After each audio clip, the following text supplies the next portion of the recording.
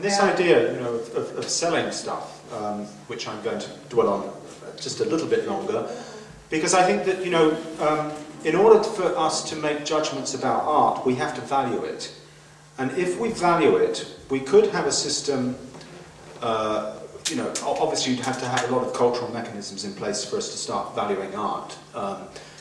Paradoxically, at the moment, at Oakland University Art Gallery is an exhibition of Chinese literati art of the last 1,000 years, and these literati scholars would basically be travelling around from one rich person's house to another, and they would just be given room and board, and be expected to hang out and play the guqin and play wakin, which is a board game, write poetry, and just eventually just give one of their paintings to the people in the house, and then they'd move on to the next house. So the people that owned the houses valued the work.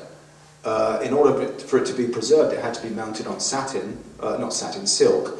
And these were huge paintings. So I think it's all very well to say the commodification of art is bad, but really it's just another form of valuation. And I certainly think when I'm giving a painting to somebody and they're giving me money for it, I do like giving paintings to people and not getting money for it if I'm friendly with them, but I also like getting that money quite a lot. So I think that it's about the exchange of value of the object, and to say that you're just going to make art and you're not going to sell it, well, what are you going to do with that art? No one said. I don't think anyone here believes that. It's I think not either or case, but it's just the idea that one is better than the other. Or that you can only really live in a world where art is sold. I mean, right. I think that, yeah, anyone who, you know, does any form of art making would certainly value, you know, some sort of monetary compensation. I don't know very many people who would just totally, you know, turn that away. But I just think that to say that it can't be made without, you know, or that it can't survive without that is... So artists says if somebody says they're doing art but they're not selling it or showing it, you know, are they really making art? And I think, you know, that's an irrelevant point. Whether they're getting paid for it or not has nothing to do whether or not. My point was, let's hope that that art survives in some way. And in order for it to survive, it has to be valued by somebody. You know, Theo van Gogh's wife, for instance, valued Vincent's paintings, and they survived. Yeah, but I mean, it seems to be that there's a model, I mean, maybe you would know better than I would, in Europe, where money is just kind of handed over and you make whatever form of art you want. I mean... I wish it was that simple. Isn't it after the fact anyways? You've made the art already, the money thing is... I mean, so then you're saying, I mean, then art, we should just make money, or we should just make art to make money. No, I think this is getting construed here. I think both Dick and Rebecca, from an earlier statement, actually kind of, I think it's kind of, we're in the same position. I think there's more of a reflection of the fact that maybe Detroit doesn't have as much support for the arts, and there should be more sustainable policies that are set up. I think that's where the direction is heading there. I think all of us artists will need some kind of financial support, and I'm one of them who got it recently. And the show I had with, to rephrase that, the show I had with the Goodies so last year would not have existed if I had not sold the public piece I did in Brighton, Michigan. So I think we all, you know, make ends meet.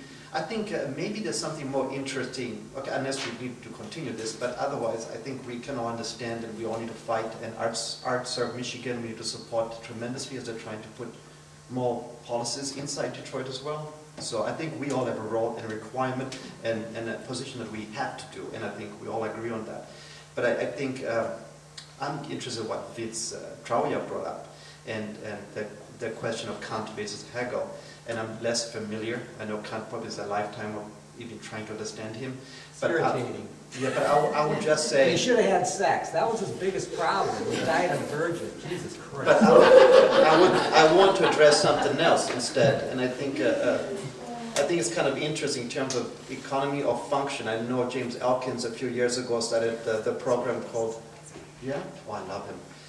He started a program a few years ago saying, you know, that was a 2-semester program that was, crossing the street, and it was basically, can your art cross the street? and it was a freshman sophomore class, which is really interesting. But it made students question. Most of them ended up doing kind of volunteer work in the communities, but it started really questioning, can you cross the street? What defines art?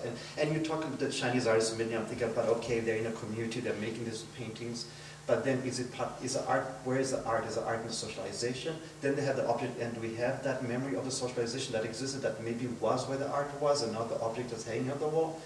So I think the function of art that Vince might be bringing up, I think is really interesting, and I'm just throwing this as a question, being an academic as well. I've studied art so much that I'm totally in that, in terms of the existential interpretations of work, the critique of existentialism, all that kind of stuff. But in terms of the question of, is art dead, or the role of art, well, maybe the construct of the Western construct of art, I think is interesting. As we get in a global position that we have to constantly define what we're teaching in art education that is still within the hierarchy of a particular culture, and yet we're starting to introduce other languages and claiming a global language, when in reality we are not. I know growing up in Africa, there were a lot of objects that existed around. They were based on function. But some didn't look as functional, but they were functional because of a specific activity. If you say, well, no, I look at this statuette and it makes me think of, no, that is to protect your house to go in. That's it, finished. So the art had a role, a specific role. Then the Westerner came in and started to, Western, come and start saying, well, there's another way of looking at it. This is how we look at it. This is how it is. Now, okay, to throw one theoretical argument out there, Michel Foucault, for example, has Mathieu Dewar, a professor and a theorist in New York, has compared Michel Foucault to Mudimbe, a West African writer, and who wrote, in the French translation, is Getting Rid of My Father's Stench, was his book. But the comparison, what he was trying to say was, you are trying to put us in a position of a dialogue. Okay, for sure, at the critique, discourse of power relationships, simple. Okay, we can all handle that. But how do we even enter that conversation when we have this kind of Baggage. yeah, extreme baggage? Like we have we're stuck with this mental heads of what is beauty, what is value, that we can't even erase that. I mean, I think that's a whole Middle East conversations we're having. We can't even converse. Now, I think it'd be really interesting to see how could we, if we really want to redefine art, how could we do that? Academia is heavily responsible for one, but how could we do that?